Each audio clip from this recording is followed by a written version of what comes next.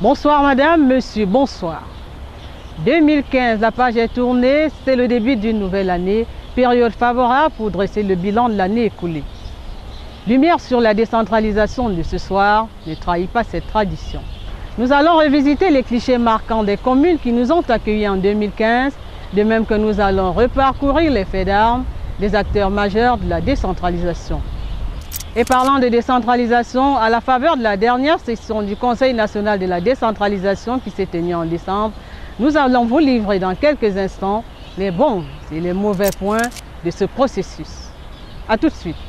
« 2010 est le top départ du transfert des compétences de la vingtaine de départements ministériels concernés par la décentralisation vers les collectivités territoriales décentralisées. Objectif, décembre 2015. Le délai fixé atteint, le Conseil national de la décentralisation a rendu sa copie le 29 décembre dernier. Transfert de compétences, où en est-on? Précision avec Tatiana Méliédé. Se tenant dans un contexte marqué par l'arrivée à échéance du délai fixé pour le transfert des compétences aux communes, cette dernière session du Conseil national de la décentralisation révèle que le taux d'exécution de ce processus s'élève à ce jour à 92%. Les chiffres que les uns et les autres avancent ne sauraient être considérés comme une parole d'évangile. Mais quant au transfert des compétences telles que la décentralisation le stipule, je peux affirmer qu'elle est en marche.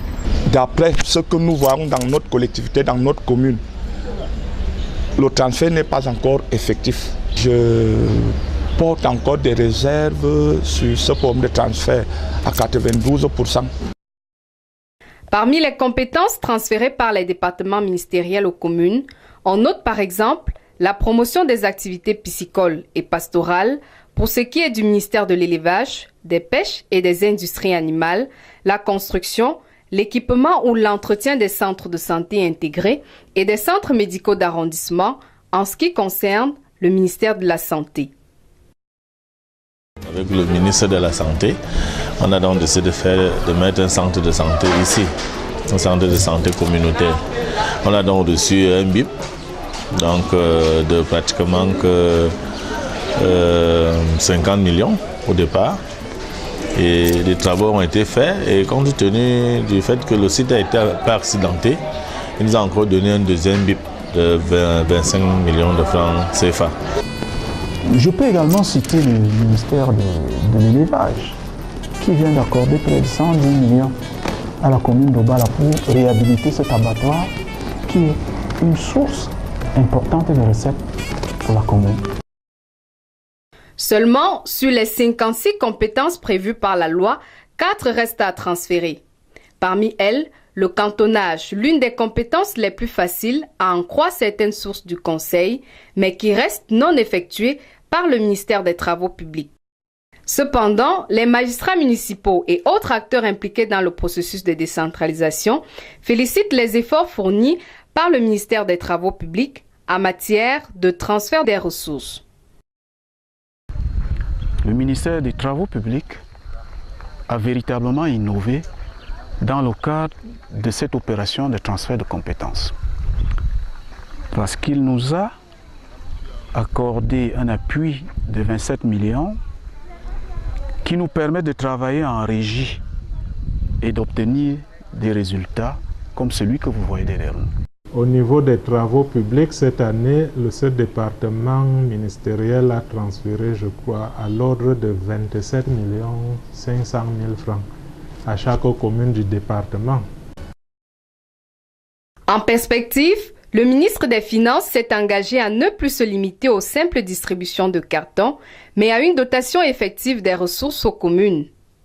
Dans la même lancée, le Premier ministre a recommandé au secrétaire général de ses services, conjointement avec les ministres de l'économie, des finances et de l'administration territoriale et de la décentralisation, de poursuivre la réflexion en vue de l'optimisation des ressources issues de la dotation générale de la décentralisation.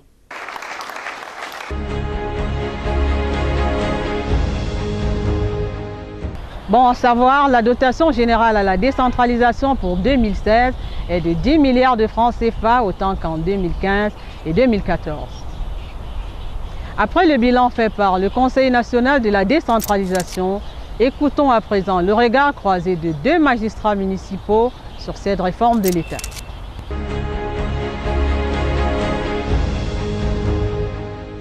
Le rythme est normal par rapport au contexte.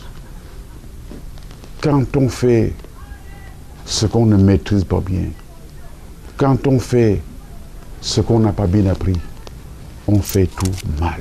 C'est pour cela que l'État va progressivement et sûrement.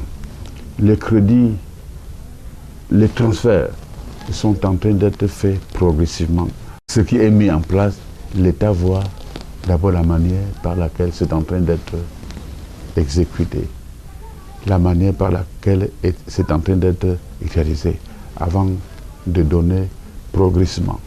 En matière de décentralisation, je pense qu'on peut donner une note de 5 sur 100, 5%. C'est même très bien. Parce que même dans les secteurs où on a pensé qu'on a transféré comme les travaux publics, il y a tellement de contraintes que finalement on se rend compte que rien n'a été fait.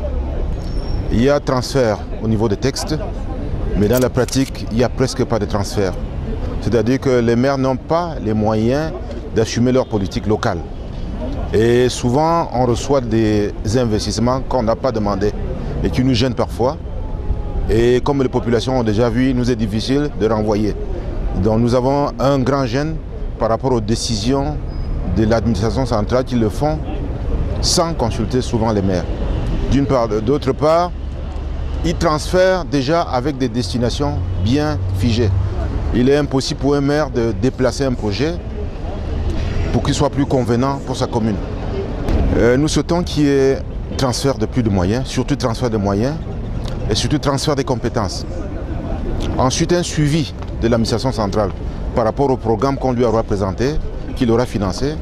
Et donc ça permet au gouvernement et aux maires d'être en équilibre de phase par rapport aux objectifs de développement national.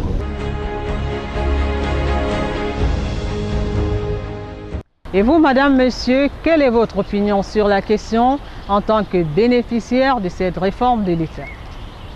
Vox Pop.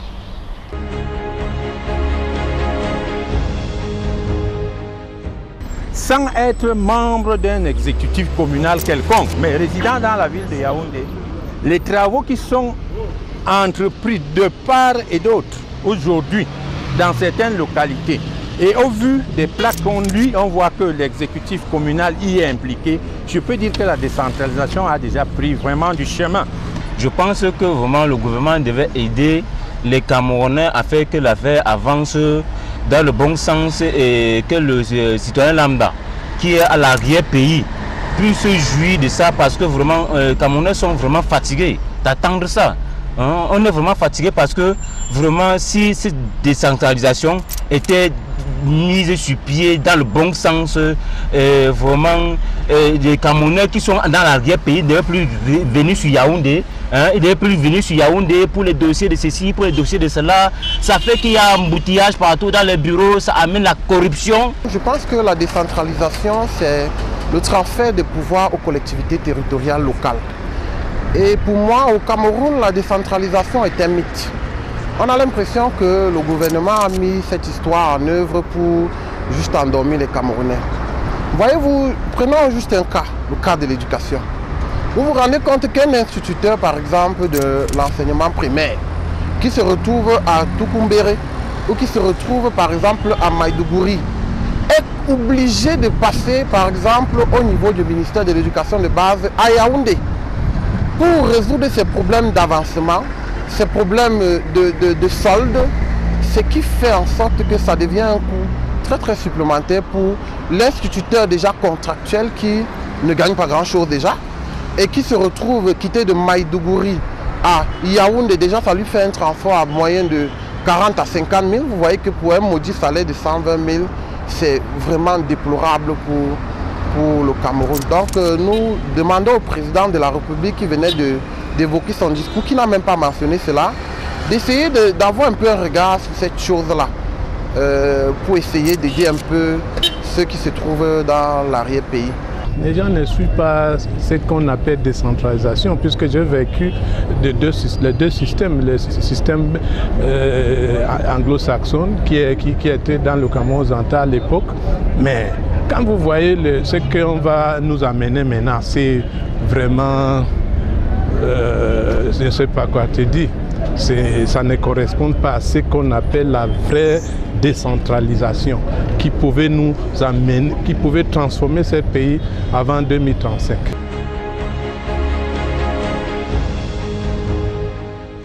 Nous précisons qu'à la demande de nombreux téléspectateurs, nous ouvrons dès la prochaine émission une série sur les ministères concernés par le transfert de compétences et bien sûr les compétences qui ont été déléguées aux collectivités territoriales décentralisées.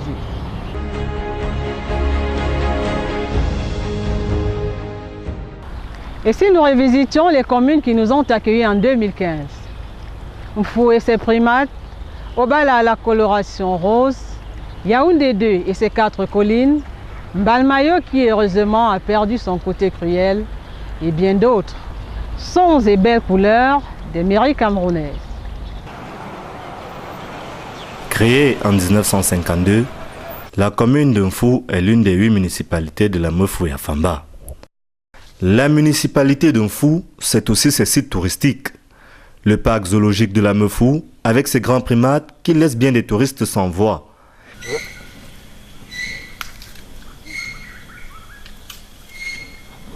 Et que dire du bac de Beka, sur les rives du fleuve Nyon, un fleuve qui a la particularité d'avoir des eaux de couleur noire. Dans le même sillage, le sanctuaire marial est à lui seul une curiosité mondiale. Et pour cause, la Vierge Marie, mère de Jésus, y serait apparue au cours des années 90. Autre attraction touristique dans la commune de Mfou, on a l'aéroport international de Nsimalène, porte d'entrée et de sortie du Cameroun. Porte d'entrée et de sortie du chef de l'État camerounais, la commune d'arrondissement de Yaoundé 2 est l'une des 7 que compte la capitale politique du Cameroun. La commune d'arrondissement de Yaoundé 2, c'est cet espace physique dont le relief atypique est dominé par le mont Bankoulo, réputé pour abriter les centres émetteurs, a également en contrebas l'auditorium Jean-Paul II, qui est un lieu de recueillement spirituel. Le mont Fébé, avec son monastère bénédictin et l'hôtel, qui a un terrain de golf de renommée internationale. Les monts Messa et Nkolniada, qui signifie colline des buffles, où se dresse fièrement le palais des congrès de Yaoundé, qui abrite non seulement des colloques internationaux, mais également les services du Sénat camerounais. Relevons que c'est dans cette commune qu'on a le plus grand marché de la ville et l'un des plus célèbres, à savoir le marché Mokolo. Situé à 50 km de la ville de Yaoundé, Balmayo, ville intermédiaire entre la capitale camerounaise et la région du Sud, doit son nom à Mbalameyo, charismatique fils de la localité. À l'arrivée des colons, le village Mbalameyo devient Balmayo. Ville d'origine de l'écrivain Alexandre Biedi, alias Mongo Betty, qu'il a d'ailleurs qualifié de ville cruelle, Balmayo est aujourd'hui une ville des plus attrayantes. Puisqu'il s'agit de cruauté de Balmayo, je voudrais vous dire que cette cruauté a cédé le pas à l'accueil, à une ville ouverte, à une ville accueillante, à une ville joyeuse. Vous avez derrière moi le premier pont sur le fleuve Nyon, construit en 1936 par les colons français. Et juste en dessous, les eaux noires du fleuve Nyon qui donnent justement leur nom au département du Nyon et So, dont Balmayo est la capitale. Située à proximité de la ville de Yaoundé, la commune d'Okola-Famba est l'une des 8 que compte le département de la Mefou et Afamba. Le développement se vit ici au jour le jour, favorisé par la présence de nombreuses infrastructures, notamment le centre technique de la FECAFOOT, que certains attribuent par abus au quartier Ouda, les collèges Holy Cross et Père Monti et l'Institut africain de l'informatique, ici au sommet du mont Kolanga. Kolafamba se singularise justement par son relief, fait de vallées et collines, mais aussi par un passé historique très significatif avec cette chaufferie supérieure des Bénés, construite en 1910 et dirigée par feu Sa Majesté André Amougou Anaba, jamais remplacé depuis son décès. L'autre repère historique est cette hélice qui date de l'époque coloniale. La commune d'Obala est l'une des plus anciennes du département de la Léquié dans la région du centre Cameroun. Elle est créée le 27 juin 1955 par décret du haut-commissaire au Cameroun sous le commandement de Ferdinand Fek. La commune tient son nom d'une espèce d'antilope désignée en langue étonne, dialecte local Obal. Faire d'Obala une cité rose où il fait bon vivre, tel est l'un des objectifs majeurs du maire Ediba. À cet effet, il a institué des journées propreté qui font d'Obala une ville propre. En plus de son relief attractif et malgré la fermeture du site touristique Luna Park, la ville rose reste une destination attractive. Un lieu de référence, la pimenterie au Cali. Ici, la viande de bœuf, fraîche, grillée et servie sur des planches avec du piment, fait le bonheur des amateurs de plats épicés. Si vous passez par là, faites-y un tour.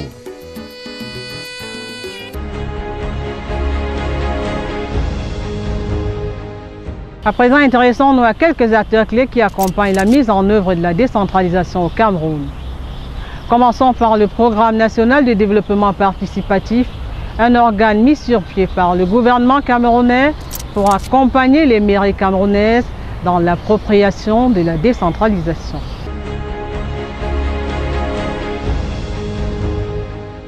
Il est question déjà de donner à la commune les voies et moyens pour qu'elle assure sa nouvelle posture, sa nouvelle mission en tant que collectivité territoriale décentralisée. Et de ce fait-là, nous appuyons la maîtrise d'ouvrage communale de manière à ce que la commune puisse effectivement donc jouer son rôle. Et le deuxième axe d'intervention pour nous, c'est effectivement le financement du développement local. C'est de pouvoir permettre donc à la commune d'apporter une réponse aux besoins sociaux à la base. Concrètement, sur le premier axe, la maîtrise d'ouvrage que nous renforçons, nous avons la planification communale. La planification communale qui est un exercice pédagogique en soi et qui permet de manière participative que la commune puisse élaborer un diagnostic sur base participative et effectivement donc aussi prioriser à partir des secteurs qui sont identifiés, qui ont été identifiés dans la stratégie de la croissance et de l'emploi, de manière à ce qu'au bout du processus, la commune possède un plan communal de développement. À côté de cela, nous avons effectivement sur ce même axe des formations que nous apportons à l'exécutif communal et qui constituent donc effectivement l'ensemble, le package de formations que nous apportons à la commune pour qu'elle puisse jouer son rôle de maître d'ouvrage à la base. Et sur cet axe-là aussi, nous avons accompagné les communes à recruter un personnel qui est un personnel financier et un personnel technique, les agents communaux de développement comme nous les appelons, et toutes ces choses constituent le renforcement des capacités. Et sur l'autre axe, le financement de développement local, nous finançons un ensemble d'infrastructures socio-communautaires, socio-marchandes qui sont issues de l'exercice de planification.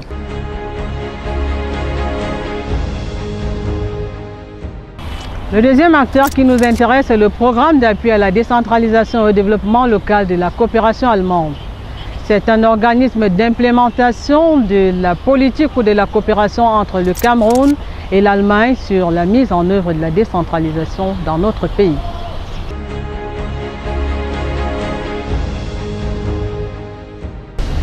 Nous faisons sur demande un accompagnement, un appui technique. Quelquefois, on finance aussi des choses. Qu'est-ce qu'on ne fait pas? Nous, on ne finance pas les forages. Nous sommes là pour trouver des solutions de réduire les coûts à travers une meilleure gestion et planification. On a, avec les communes, créé 7 outils, instruments techniques qui, après, ont été validés par le ministère de l'eau. Le MINE a validé ces instruments, c'est maintenant vu comme standard national. Qu'est-ce qu'il reste à faire? De faire connaître ça dans les régions qui n'étaient pas les régions pilotes. Ce sont des outils très pratiques, didactiques, qui permettent aux communes de mettre en place ces gestions de points d'eau, par exemple, dont j'ai parlé, qui donne des exemples comment c'est réalisé. Une chose qui reste à finaliser, c'est le cadre juridique des AEP. Une chose qui a été finalisée, qui reste à être mise à disposition des autres communes, ce sont des cartes scolaires. Ça, on a commencé avec 3 communes, la commune d'Ayos, la commune de Matom et la commune de Mangasina, pardon. Qu'est-ce qu'on a fait? On a créé un petit outil informatique qui permet à la commune de connaître la situation démographique, donc combien des enfants, à quel âge se trouvent dans ma commune, qui permet de connaître le nombre de salles de classe et qui permet de connaître l'état des lieux de ces salles de classe. Est-ce qu'il y a des salles de classe qui demandent une réflexion? Voilà, est-ce qu'il faut renouveler ou est-ce qu'il y a des problèmes? Donc la commune peut planifier et la commune peut, en collaboration avec le service déconcentré du ministère de l'Éducation de base, mieux placer les besoins, les demandes, et le ministère peut améliorer son appui conseil au niveau déconcentré. Donc cet accompagnement a eu comme résultat une meilleure habilité de planification, un meilleur contact entre la société civile, la représentation des parents, des élèves de l'éducation de base et la commune. Et 3e niveau, un meilleur contact et une meilleure collaboration entre le service déconcentré de l'éducation de base et la commune.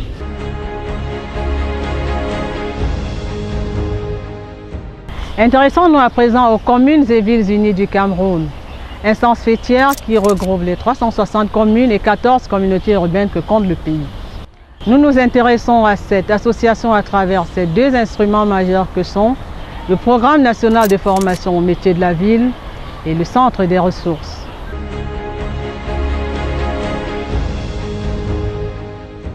Métier de la ville, c'est un nom générique. En réalité, il s'agit d'une notion élargie à la maîtrise d'ouvrage communale. Il ne s'agit pas des métiers qui se font dans la ville ou alors des métiers qui sont faits pour la ville, mais c'est des métiers, en fait, c'est le cœur de métier des collectivités territoriales décentralisées. Leur maîtrise d'ouvrage, qu'est-ce qu'elles sont chargées de faire? De conduire des projets d'eau et d'assainissement, de faire de la planification urbaine, effectivement de monter des projets, ou alors encore de travailler dans le domaine foncier, d'acquérir des réserves foncières, ou à tout au moins aussi de mettre en œuvre des projets dans le domaine de la haute intensité de main-d'œuvre. Dans tous ces domaines-là, nous en avons déjà fait une sur l'élaboration des documents d'urbanisme, une autre sur les actes d'urbanisme. Nous avons fait une sur le montage des projets communaux et leur financement, une session de formation sur la gestion d'eau et de l'assainissement au niveau communal, de la gestion des déchets dans le marketing territorial, parce que, somme toute, il va falloir que les communes sachent se vendre. C'est très important parce que, effectivement, à l'heure du monde global et à l'heure où les communes exercent de nouvelles compétences, ce qui manque le moins, peut-être même le plus, c'est des moyens financiers. Donc pour que les communes puissent effectivement se vendre et avoir des moyens autres que ce que leur donne l'État à travers le FECOM ou à travers leur fiscalité propre, Il va falloir que les communes, effectivement, trouvent d'autres moyens. Le centre de ressources est un outil des CVUC que nous avons mis à la disposition donc, des collectivités territoriales décentralisées. Donc c'est un service que nous offrons à nos membres qui vise 3 objectifs particuliers. Le premier objectif, c'est renforcer les capacités de nos membres. Le deuxième objectif, c'est de renforcer le plaidoyer. Et le troisième objectif, c'est de favoriser la coordination au niveau local.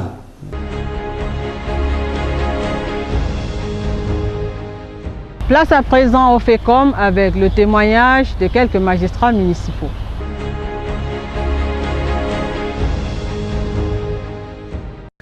Le FECOM a été inscrit à la dernière commission pour répondre à la demande lancée par notre commune relative à l'éclairage public par l'énergie solaire. Mais auparavant, le directeur général du FECOM m'avait déjà donné la possibilité d'aller électrifier certains villages, ce qui a été bien fait, bien accueilli. Vous voyez cette belle voiture, travail que j'ai, elle me vient du FECOM. Ce plan de développement nous a permis déjà de réaliser le grand marché central d'Ogala avec l'aide du FECOM pour un montant de 300 millions. Nous avons également réalisé un centre de documentation et d'information que vous avez également pu visiter, toujours avec l'aide et l'appui du FECOM. L'agrandissement de nos bureaux ici, ça a été un financement total du FECOM. L'accessibilité à l'eau, ça a été un financement partiel du FECOM. La construction d'un certain nombre de salles de classe, ça a été un financement du FECOM.